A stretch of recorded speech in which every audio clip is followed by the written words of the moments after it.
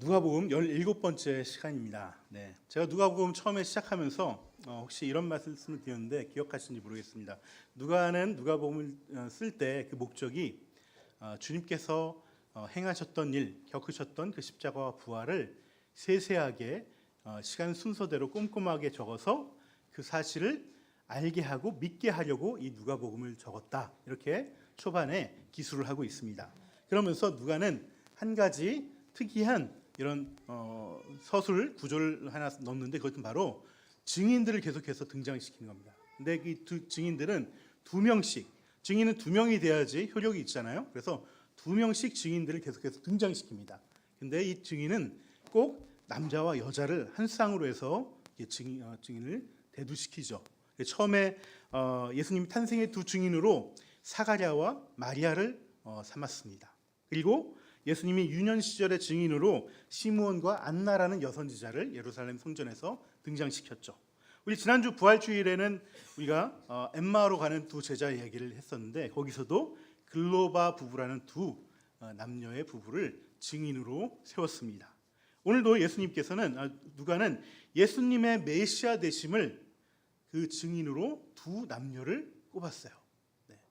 한 명은 이방인이자 이스라엘 가버나움에 주둔하고 있던 로마 군대의 백부장이었습니다.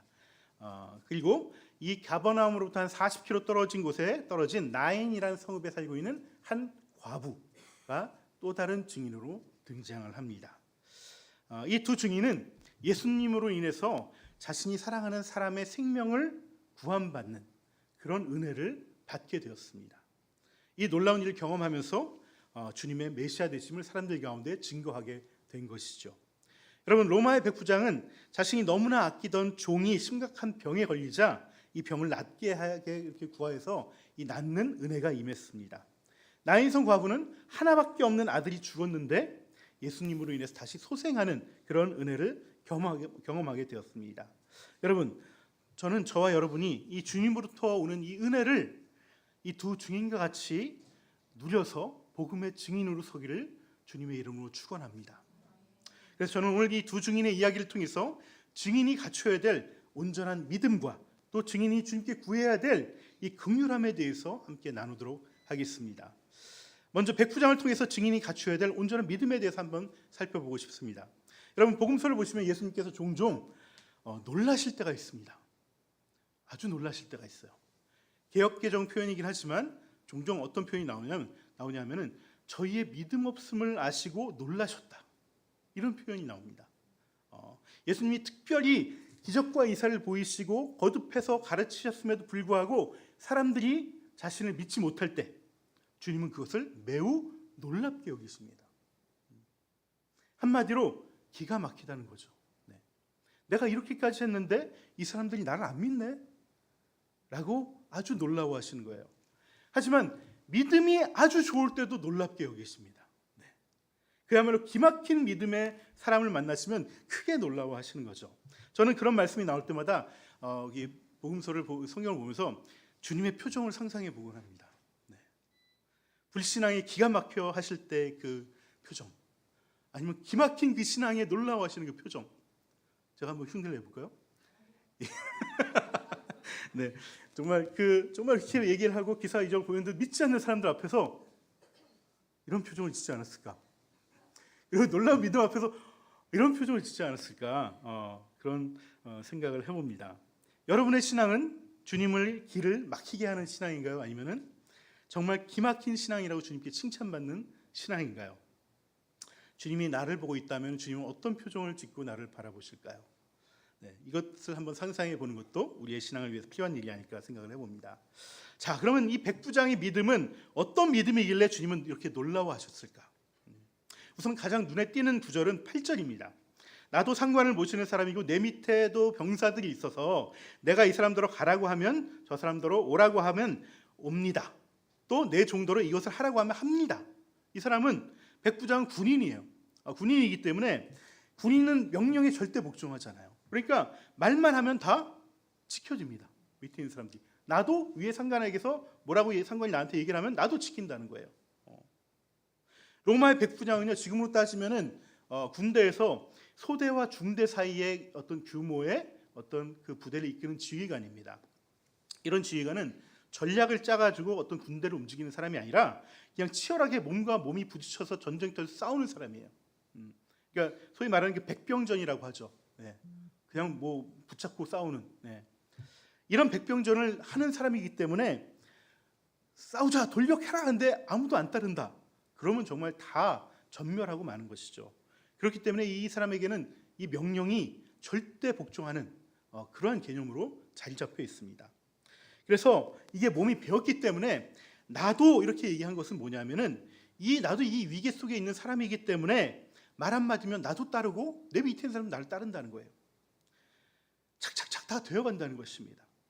이처럼 사람의 명령인데도 착착착 되어가는데 주님은 창조주시고 또 창조주 하나님으로서 온 우주의 질서의 맨 꼭대기에 계신 분이니까 당연히 군대보다도 더욱더 그 말씀 한마디에 다 이루어질 거라고 본 것이죠.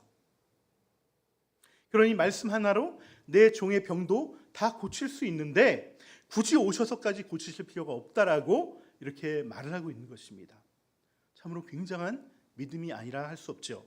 예수님은 이 백부장이 전한 말을 듣고서 실제로 아무런 행동도 제스처도 취하지 않으셨습니다. 본문을 보면 고쳐주었다든지 하다못해 기도를 했다는 말도 없습니다. 그저 놀라운 믿음이라고 칭찬한 것이 다인데 사람들이 백부장 집으로 돌아가 보니 종의 병은 이미 다 나았다는 거예요.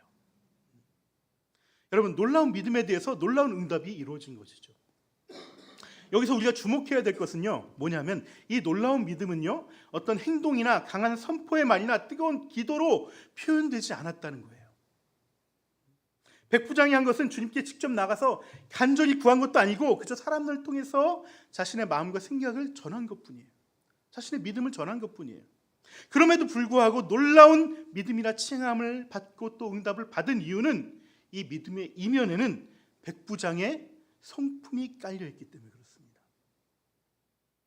결의에 찬 믿음의 선포나 간구의 믿음보다 더 중요한 것은 그 신앙인의 그 사람의 됨됨이라는 거예요. 성품이라는 것입니다. 이처럼 됨됨이와 성품이 단단한 사람은 그의 믿음이 겉으로 보기에 뜨거운 믿음이나 담대한 믿음으로 보이지 않는다 하더라도 그 믿음은 열매 맺고 응답의 열매를 맺는다는 것입니다. 그렇다면 이 백부장의 믿음과 됨됨이 이 성품이 어땠길래 이런 칭찬과 응답을 받게 된 것일까? 그것은 바로 이 백부장이라는 사람은요, 사람에 대해서 아주 애정과 사랑이 깊은 사람이었어요. 그리고 매우 겸손한 사람이었습니다. 먼저 백부장은 로마 군인이면서도 식민지 사람들에 대한 애정과 사랑이 매우 많았던 사람이었습니다.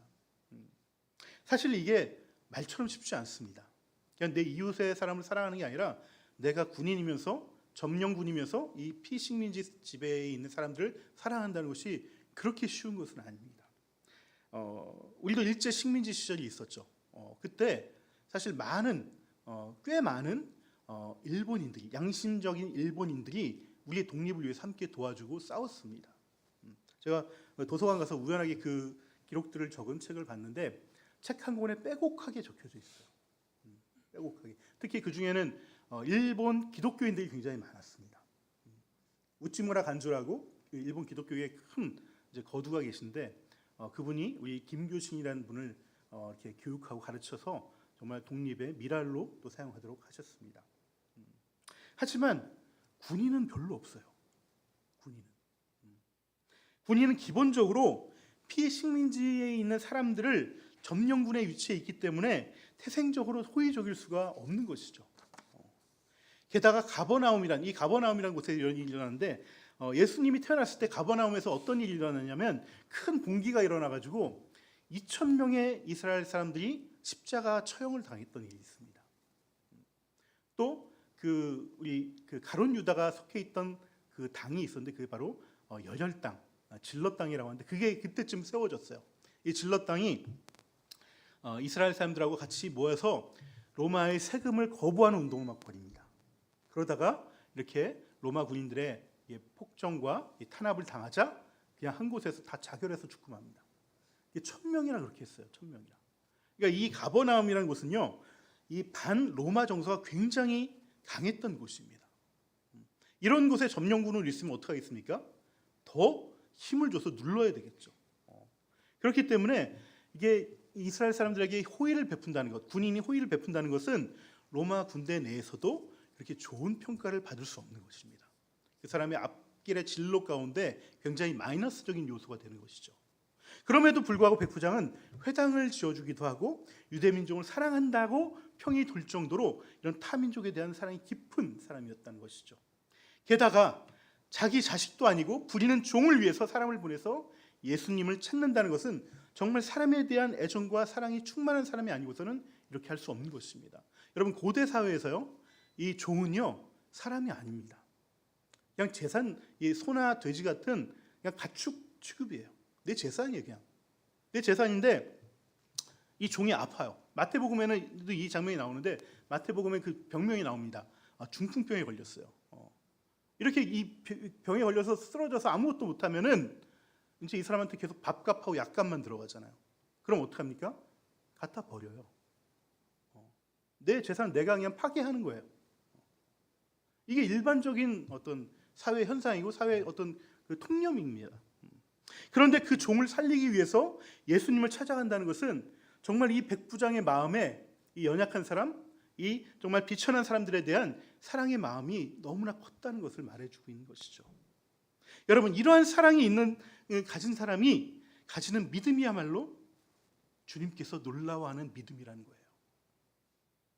여러분, 우리 신앙인들이 경계해야 될 것 중에 하나가 바로 사랑이 없는 믿음입니다. 사랑이 없는 믿음. 사랑이 없는 믿음은 그야말로 맹목적적이고 집단 이기주의로 빠질 수밖에 없는 위험천만한 믿음입니다. 그래서 사랑이 없는 믿음은 사랑의 하나님을 믿는 신앙이 아니라 자기 신념을 믿는 우상 숭배와도 같은 거예요. 내가 아무리 하나님 믿고 예수님 믿는다 하더라도 그 안에 사랑이 없으면은 그 사람은 우상 숭배하는 것입니다. 바울 사도께서도 사랑이 없다면 그 사람의 말은 울리는 꽹과리에 불과하다고 말씀하셨습니다. 여러분, 우리의 신앙의 목적이 믿음이 되면 안 됩니다. 믿음은 기초이고요. 그 기초를 바탕으로 우리 신앙의 목적은 사랑을 이루는 것이에요. 사랑을 이루는 것. 이것이 바로 우리에게 주어진 사명이고 우리가 맺어야 될 귀한 열매라는 것이죠. 또한 이 백부장은요, 이 성품과 됨됨이의 또 면모 가운데 뭐가 있었냐면 바로 겸손함이 있었다는 것입니다. 겸손함. 때로는 우리는 사랑을 한다고 하면서도 그 사랑이 상처를 줄 때가 있어요. 그것은 그 사랑이 무례한 사랑일 때 그렇습니다. 바울 사도도 사랑은 뭐라고 하셨습니까? 사랑은 무례히 행치 아니하는 것이다. 그렇습니다. 진정한 사랑이란 것은 무례한 사랑이 아니라 겸손한 사랑이어야 되는 것이죠. 여기서 겸손한 사랑이 뭐냐 하면은 바로 배려함이 있는 사랑이라는 것을 말하는 거예요. 배려함. 주님께서는 이 백부장의 요청을 듣고 곧바로 종을 고쳐주고자 백부장의 집으로 향하고자 했습니다. 하지만 이 소식을 들은 백부장은 사람을 보내서 만류했어요. 주님이 우리 집에 오시는 것 자체가 감당이 안 되니까 굳이 오실 필요 없으십니다. 자신은 주님을 모실 만한 자격이 안 된다고 극구 사양을 했어요. 사실 백부장 정도의 사람이면은 당시에 꽤 상류층의 사람입니다. 집이 누추해서 모시지 못하거나 자격이 안 돼서 모시지 못할 이유는 하나도 없습니다. 이 정도로 극진하게 예를 갖춰서 주님께 치료를 요청하는 사람이라면은 집으로도 충분히 잘 모실 수 있는 그런 사람이죠. 그래서 발걸음 하시는 수고를 하지 않으셔도 된다는 것은 단지 믿음의 표현만은 아닙니다. 여러분, 백부장이 이렇게 주님의 방문을 만류한 이유는 이방인인 자신의 집에 예수님이 오시면은 그 자체가 예수님에게 오점이 될 수 있기 때문이에요. 예수님이 피해갈 수 있기 때문에 그렇게 한 거예요. 당시의 유대인들은요, 이방인 집에 들어가는 것을 굉장히 꺼려했습니다. 사도행전 10장을 보시면은 고넬료라는 또 로마의 백부장이 나오죠. 이 고넬료라는 백부장이 나오는데 베드로가 이 집에 가서 복음을 전해야 되는데 마음이 너무 불편한 거예요. 왜? 이방인 집이니까. 그러니까 하나님이 이 베드로의 불편함을 알시고 무엇을 했죠? 환상을 보내주셨습니다. 부정한 음식들을 막 내려주면서 이거 먹어도 돼. 그러면서 그 불편함을 씻어주셨어요. 그렇게 해서라도 베드로의 불편한 마음을 풀어줬던 것이죠. 하지만 그럼에도 불구하고 그 다음 장 11장에 가시면은 먼 훗날에 좀 지나서 예루살렘 교회 사람들이 베드로가 이방인 집에 들어갔다는 것을 가지고 막 얘기가 나옵니다. 회의를 열 정도로 그 정도로 민감한 주제였던 거예요. 이거는. 그래서 이 백부장은요, 이러한 유대인들의 문화를 알고 있기 때문에 스스로 자격이 없다고 스스로 얘기하면서 예수님의 방문을 사양했던 것입니다. 하지만 저는 백부장의 진짜 속마음은 주님이 자신의 집에 오기를 바랬을 것 같아요. 그는 이방인이었지만 하나님에 대해서 알고 있었고, 그래서 말씀의 집인 회당을 또 직접 지어주고 하나님의 백성인 이스라엘을 너무나 사랑했습니다. 게다가 예수님에 대해서도 계속해서 소문을 듣고 있었어요. 메시아에 대한 확신과 믿음이 있었기 때문에 자신의 종을 그 예수님에게 의탁할 수 있을 정도로 믿음이 있었던 사람이에요. 이 정도 믿음이 있다면 당연히 주님을 자신의 집에 한번 모시고 싶지 않았겠어요? 하지만 이 일로 인해서 예수님이 당할지도 모르는 그 폐해가 생길지 몰라서 그 배려 차원에서 극구 사양을 했던 것이죠. 여러분, 진정한 겸손은요, 말이나 행동을 낮추는 것만이 아닙니다. 자기의 유익을 위해서 좀 더 교양 있어 보이기 위해서 겸손한 말이나 행동을 하는 사람들은 세상에도 많이 있습니다. 진정한 겸손은, 진짜 복음이 알려주는 겸손은 상대방의 형편까지 배려해 주기 위해서 자기를 낮추는 것이 진짜 겸손이라는 것입니다. 그리고 그렇게 해도 될 일은 되고 믿음의 응답은 이루어진다고 믿는 것이 진짜 믿음인 것이죠. 이러한 사랑과 남의 형편을 잘 헤아리는 겸손함이 있는 이 백부장의 믿음을 주님은 정말 놀라워하셨습니다. 이러한 믿음은 주님께서 따로 말씀하시며 역사하지 않아도 자동적으로 응답이 이루어집니다. 약자임에도 불구하고 타인을 극진히 사랑하고 타인의 어려움을 헤아리는 겸손이 있는 참 믿음은 그 자체로 놀라운 힘이 있다는 것이에요. 이 놀라운 믿음, 이 겸손한, 이 겸비한, 이 온전한 믿음을 가지고 복음을 증거하는 증인이 되시길 주님의 이름으로 축원합니다. 네. 하지만 이 백부장처럼 사랑과 겸손이 우리 몸 가운데, 우리 영혼 깊숙이 배어 있는 믿음을 가지기는 사실 쉽지 않습니다. 스스로 생각하기에도 우리는 사랑이 부족하고 또 남을 헤아리는 겸손이 부족할 때가 너무나 많습니다. 툭툭 내가 튀어나올 때가 너무나 많죠. 그럼에도 불구하고 주께서 구원을 베푸시는 그 은혜를 경험하고 싶다면은 어떻게 해야 될까요? 그 방법은 오직 한 가지밖에 없습니다. 주님의 긍휼을 구하는 것이에요. 주님의 긍휼을 구하는 것. 전능하시고 거룩하시며 광대하신 주님께서 한낱 피조물인 우리에게 맨날 약해지시고 끌려다니시는 포인트가 딱 하나 있습니다. 우리가 이 모습만 보이면 주님은 그분의 계획과 뜻이 있더라도 잠시 늦추시고 돌리시면서 우리의 뜻을 들어주십니다. 그 포인트가 바로 주님께 긍휼함을 구하는 자들이라는 거예요. 여기에 주님은 너무나 약하세요. 너무나 약하세요. 주님께서는 그 사랑과 은혜로 인해서 우리가 눈물을 흘리며 긍휼함을 구하고 우리의 불쌍함을 아뢰면은 주님은 그것을 들어주고 응답해 주시요.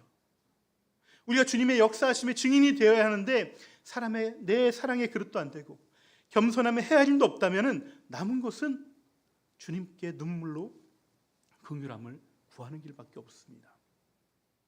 오늘 주님께서는요, 제자들과 무리들을 동행해서 가버나움에서 무려 40km나 떨어진 이 나인성이라는 곳으로 가셨습니다. 예수님이 나인성에 도착하셨을 때 마침 나인성에서는 한 과부가 자신의 외아들이 죽어서 그 주검을 관에 넣고 장지로 이동하고 있었던 그 찰나였습니다. 여러분, 이 세상의 죽음 가운데서 어디 슬프고 애통하지 않는 죽음이 어디 있겠습니까?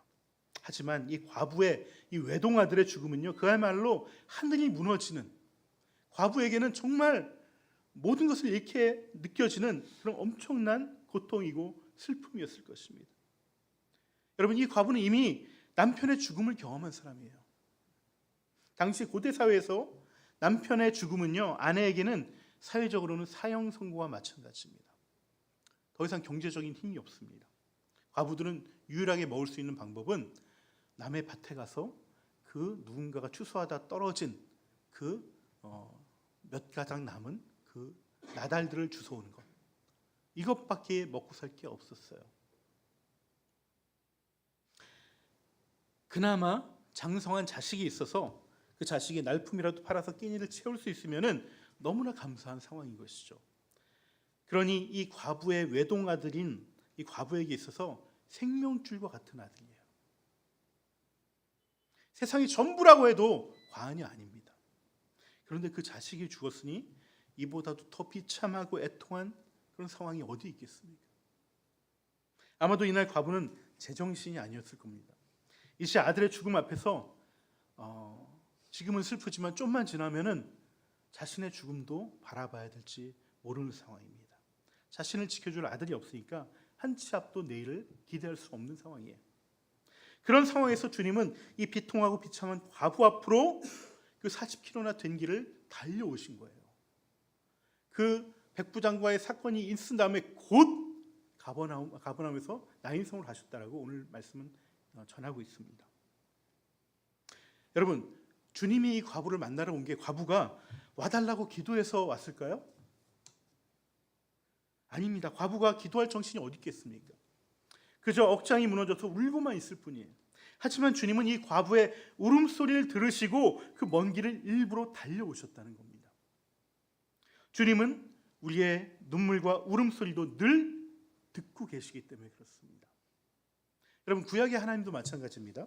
이집트에서 바로의 폭정에 신음하던 이스라엘 백성들이 울부짖을 때 하나님은 그 울부짖는 소리를 들으시고 옛날에 아브라함과 야곱과 맺었던 그 언약을 기억하셨다라고 말씀하고 있습니다. 이스라엘 백성들이 기도해서 들은 것이 아니고요, 힘들어서 못 살겠다고 부르짖는 소리 듣고서 그들을 가나안 땅으로 이끌어내려고 광야에 먼저 가 있던 모세를 부르신 거예요. 오늘 본문의 나인성 과부의 고통과 슬픔은요, 인간이 겪는 고통과 슬픔 중에서 가장 큰 고통과 슬픔일 것입니다.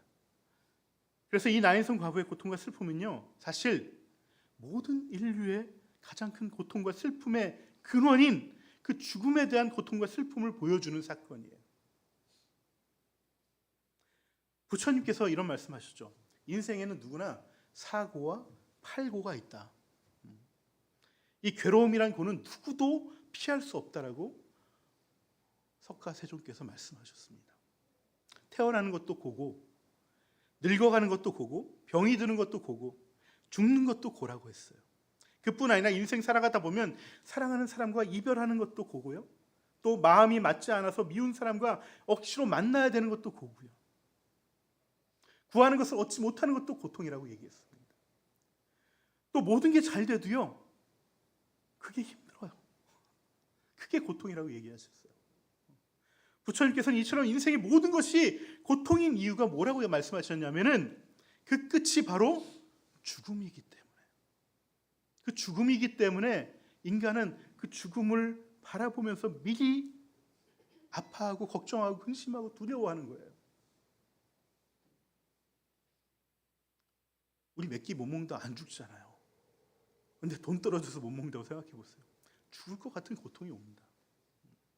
이게 왜 그럽니까? 우리의 끝은 죽음이 기다리고 있다는 것을 우리가 알기 때문에 그런 것이죠. 그렇습니다. 사람은 결국은 다 죽게 되어 있습니다. 죽음 앞에서는 아무리 돈이 많고 또 건강한 사람이라 할지라도 시간이 지나면 결국엔 그 죽음 앞에서 무릎을 꿇을 수밖에 없어요. 그 죽음 앞에서는 모두가 무력하고 무능력합니다. 그렇기 때문에 그 죽음을 향해 가는 모든 인생의 여정이 괴로움이라고 부처님은 말씀하시는 것이죠. 하지만 성경은요, 꼭 그렇게만 된다고 하진 않으셨습니다. 비록 인생이 괴롭다고는 하지만 결국 아둥바둥하다가 결국 죽음으로 끝나는 것이 인생이지만 그 괴로움 앞에서, 그 죽음 앞에서 주님을 만난다면 거기에는 새로운 소망이 있고 새로운 생명이 기다리고 있다는 것입니다. 그렇게 죽음의 자리에서, 고난과 고통의 자리에서 주님께 긍휼함을 베풀어 달라고 간구하면서 주님을 만난 사람들은 그 십자가와 부활의 증인, 복음의 증인이 될 수 있다는 거예요. 저는 이 말씀 드리기가 좀 조심스럽기만 합니다. 근데 제가 뭐 제 자랑을 하려고 하는 말씀은 아니고요. 가끔씩 저는 하나님이 저를 무척 사랑하신다는 말씀을 타인의 입을 통해서 많이 듣습니다.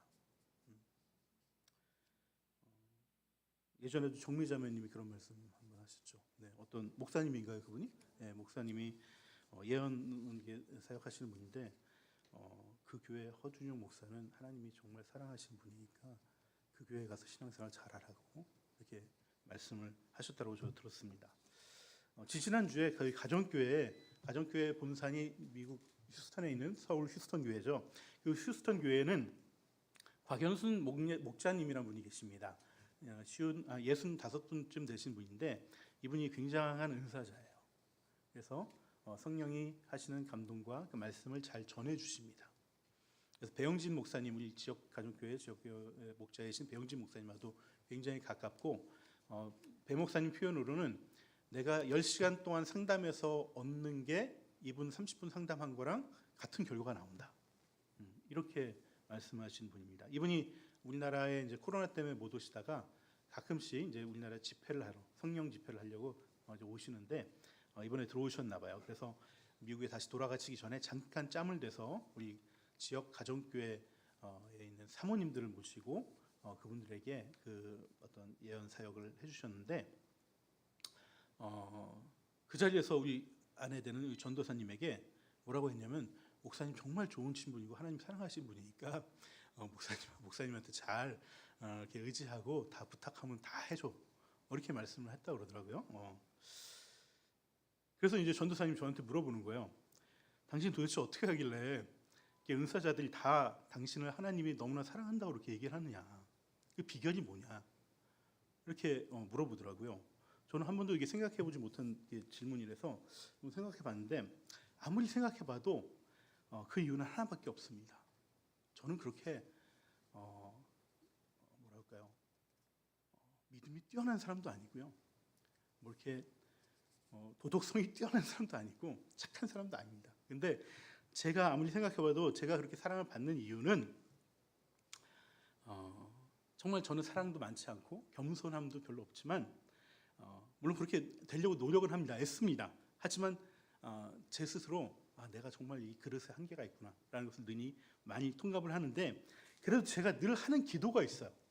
기도가 그게 바로 뭐냐면 예수의 기도라는 겁니다. 예수의 기도. 예수의 기도는 주기도문과 함께 역사상 가장 오래된 기도 중에 하나예요. 우리 기독교 전통 속에서요. 매우 간단합니다. 한번 따라해 보시겠어요? 주님, 저를 불쌍히 여겨주세요. 이게 예수의 기도입니다. 이 기도를 계속 반복하는 거예요. 이 기도를 제일 먼저 누가 했냐면요, 마가복음 10장에 나오는 소경 바디메오가 이 기도를 했습니다. 바디메오가 아무것도 보이지 않는 장님이잖아요. 장님인데 눈을 뜨고 싶은데 예수님이 지나간다는 소리를 듣는 거예요. 어디 있는지도 모릅니다. 거기서 둥둥거리면서 다윗의 자손 예수여, 저를 불쌍히 여겨주시옵소서. 예수님이 뒤에 있는지 옆에 있는지도 몰라요. 눈물을 흘리면서 그 기도를 드렸어요. 이것이 예수의 기도의 시초입니다. 그 기도를 들으시고 주님이 그 바디메오의 눈을 뜨게 하셨잖아요. 저는 정말 이 기도를 많이 했습니다. 그것도 정말 울면서 했습니다. 여기서 제가 울었다는 것은요, 눈가 이렇게 촉촉히 글썽 이는 정도가 아니라 정말 통곡하면서 이 기도를 어쩔 때 하루에 1000번도 들 때가 있었어요. 제 인생에서 너무나 절망스럽고 길이 안 보이고 곧 죽을 것 같은 상황들이 저는 너무나 많았기 때문에 그 상황에서 제가 할 수 있는 거라고는 무릎 꿇고 주님께 우는 것밖에 없어요. 우는 것밖에 없어요. 하나님이 저를 특별히 사랑하신다면은 저는 그 이유밖에 없다고 생각합니다. 여러분, 사울과 다윗의 인생을 비교해 보면은 여러분, 사울이 다윗보다 그렇게 잘못한 거 없습니다. 오히려 다윗이야말로 정말 그 용서할 수 없는 죄를 지었어요. 밧세바 남편을 죽였잖아요. 하지만 사울은 하나님께 버림을 받았고 다윗은 하나님의 사랑을 받았습니다. 그 차이는요, 자신의 죄와 자신의 연약함과 자신의 그 비참한 형편 앞에서 침상이 눈물로 젖을 만큼 울었는가? 아닌가의 차이예요.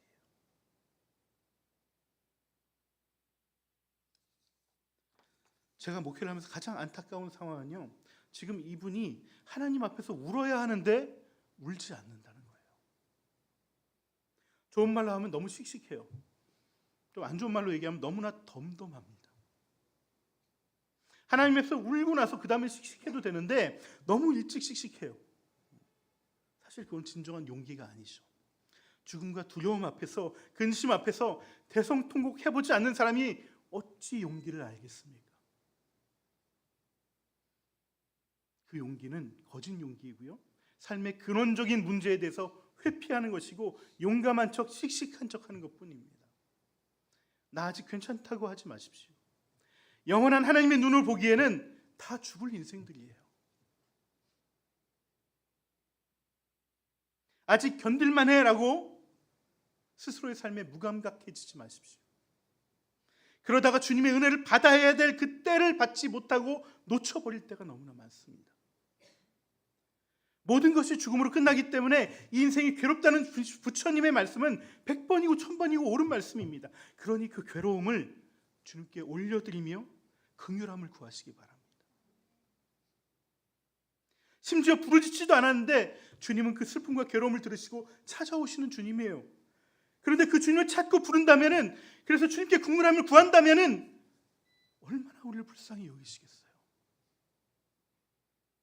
그 인생은 정말 놀라운 주님의 은혜를 경험할 거라는 것입니다. 말씀을 맺겠습니다. 여러분, 우리가 주님의 증인이 되려면은 사랑과 겸손이 있는 믿음이 필요합니다. 우리의 믿음이 사랑으로 열매 맺고 겸손으로 열매 맺어야 됩니다. 그럴 때 그 놀라운 믿음 앞에서 주님은 역사하시고요, 또 자동적으로 역사가 되어집니다. 하지만 그럴 자신이 없다면 주님께 매달리고 긍휼을 베풀어 달라고 울며 부르짖어야 됩니다. 이 상황을 이겨나갈 자격도, 시쳇말로 깜냥도 되지 못하니까 주님, 저를 긍휼히 여겨달라고 부르짖어야 됩니다. 그렇게 눈물로 씨를 뿌리는 자는 주님께서 역사하십니다. 우리의 십자가 부활의 증인으로, 복음의 증인으로 세워가십니다. 지금도 주님은 하늘에서 우리의 형편을 살피시고 우리를 위해 중보하시고 우리 가운데 역사하시려고 우리 곁에